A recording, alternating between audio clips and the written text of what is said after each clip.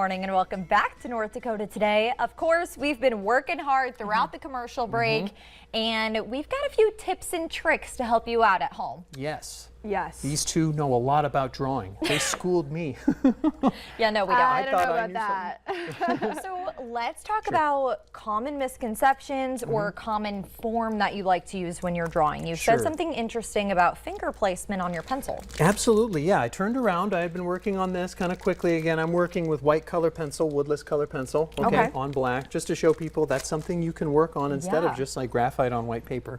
You know, and so when I begin, I hold the pencil, here we go, sort of like this, okay? I don't begin like I'm writing a letter. Oh. You know, I don't begin like that. Okay. Very precise. That's how I end the drawing. With your hard pencils. Sure, yes, with the hard pencil, not the soft pencil, okay? And so I'll begin by holding the pencil about here, you know, and I'll sketch just around like this, and I turn it like in the fingers while I'm drawing, and what do you think that does? Drawing on its sort of side and turning it. That's gonna make it thicker. It can make it thick, sure, shading action. Sure. Gosh. I'm warmer, I'm not there you yet. Betcha. It also sharpens it while I'm working. Okay. So when I have to work on sort of precise sort of marks, Yeah. definitely I do that, okay? And as I work on the drawing, I get closer and closer and closer to the tip of the pencil, okay? And by that time, I've switched to an H sort of pencil, okay? So I'm not beginning with, and so with a B, here we go, here's an 8B. How dark this can get, okay, here's white paper, here's an 8B pencil. Look at this. This is how dark it can get. Oh wow. And Okay. thick. Yep, it can get dark and thick, all right? And so you you got to can watch out with the B's. Barely see my photo compared to how dark those lines are. Yes, and what's great about the B's is you don't have to press that hard, so you don't have to really erase as hard too. Okay? Because they get dark quickly, and that's why you want to begin with a B. Okay? Because if you have to erase, then you don't, it hasn't been pushed into the surface of the material as much, the graphite. Yeah, so it's easier to erase. If you're starting with, an H pencil, you're really going to have to press pretty hard to get some dark sort of marks. You know, where's an H? See, I personally have been doing some erasing during this process, but that's okay, right, That's okay. John? Absolutely. Yeah. Absolutely. I just went, So I think Some people call them especially boo-boos. when it comes to portraits, a lot of people struggle. Maybe not a lot of people, maybe just me. Noses and proportions. Yeah, the nose is right in the middle of the face. And it's kind of like you can get, I don't know about everything else wrong or something like that, but you can be really creative or interpretive or something like that, reinterpret someone's sort of facial features. But the nose, you really got to get that. Yours took quite a while. Yeah. Golly, I was up till 3 a.m. Just on the nose. Yeah, just drawing this lady's nose, and people are like walking by the window. What's that guy doing? So do you have any tips for tackling the harder angles of the face? Yes, absolutely. So concerning proportion, have we seen artists in media do this? You know, like movies? Oh, yeah. Doing this sort of thing. They're measuring proportion. I haven't actually met an artist who utilizes the thumb. Yeah. It's often like the pencil or the paintbrush. Okay, and they'll measure on the pencil, and then they'll measure another sort of length or distance on whatever it is that they're drawing. And that's what proportion is, the scale or size of something in relation to something else. Okay?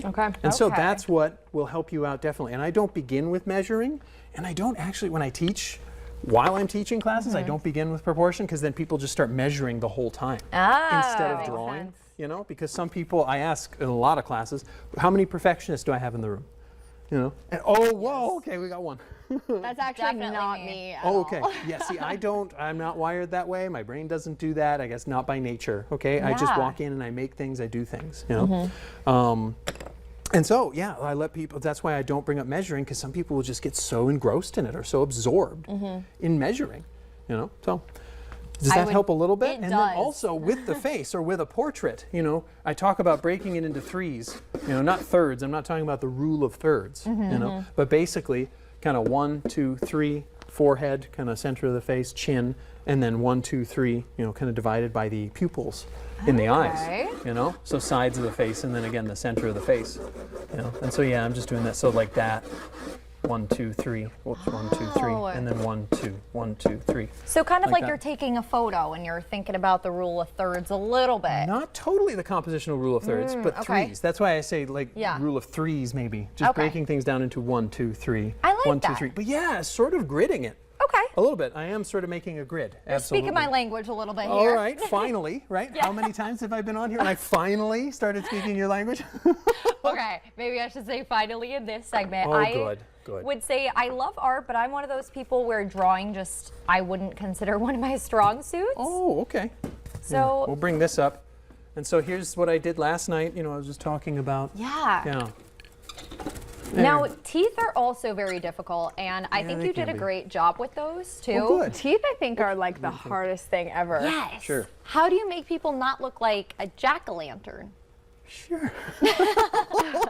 I hadn't a jackal. Wow. You know, I just imagined that.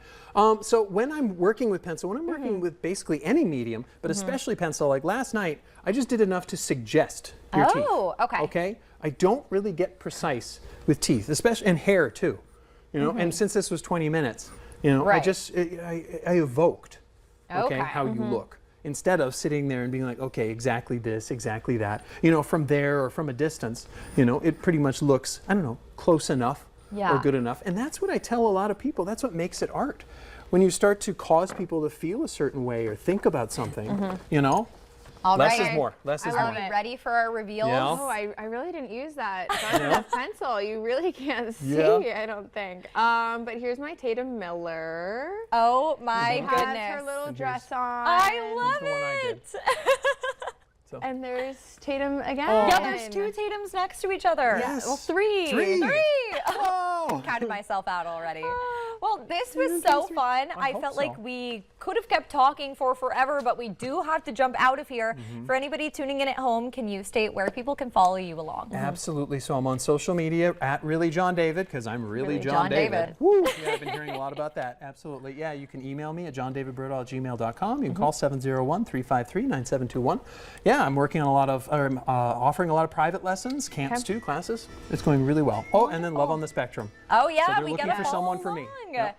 Perfect. Well, thank you so much for coming on. You guys at home, don't go anywhere because coming up next, we're checking in with the local business. Don't go anywhere.